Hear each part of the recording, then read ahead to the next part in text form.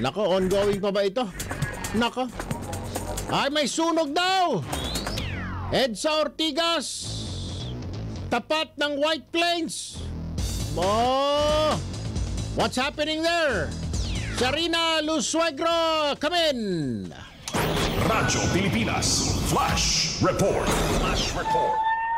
Magandang umaga, Erwin. Narito tayo ngayon sa kabaan ng EDSA sa Ortigas, sa tapat ng White Plains at nasusunog na. Ito ang establishmento ng Auto Plus dito sa tabi ng EDSA. So, tinablock back office. Ayun na nga, dumano yung bombero. Pero alam mo, Erwin, simulan natin yung sunog kurang kanina, no?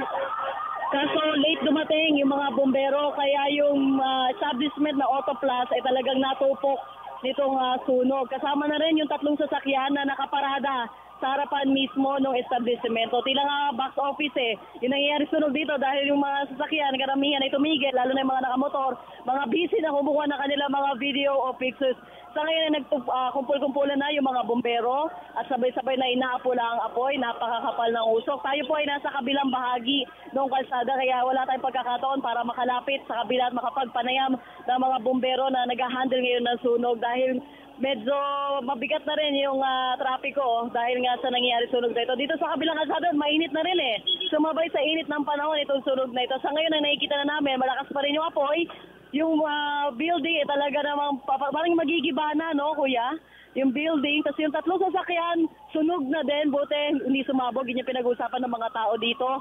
And yung mga sasakyan, dahan-dahan lang na umaandal, siguro sa takot na rin at sa init na kanilang nararamdaman dito nga sa may kabila ng EDSA pa southbound, ayan. Dito nga pong EDSA Ortigas. So sa ngayon ay abala yung mga bombero na nag-aapula nitong apoy dito sa Auto Plus establishment sa EDSA Ortigas. Kaya sa mga motorista na dadaan dito, siguro hinay-hinay lamang po. At yung mga iba, mga OC na nga lamang dito sa nangyayari sunog, Erwin. Alright, so, naapula naman na. Ano nang ongoing pa rin yung sunog na yan? Tuloy-tuloy pa rin, Erwin. May mga nakikita pa rin kami nasusunog. Even yung kable ng kuryente, yung maapoy.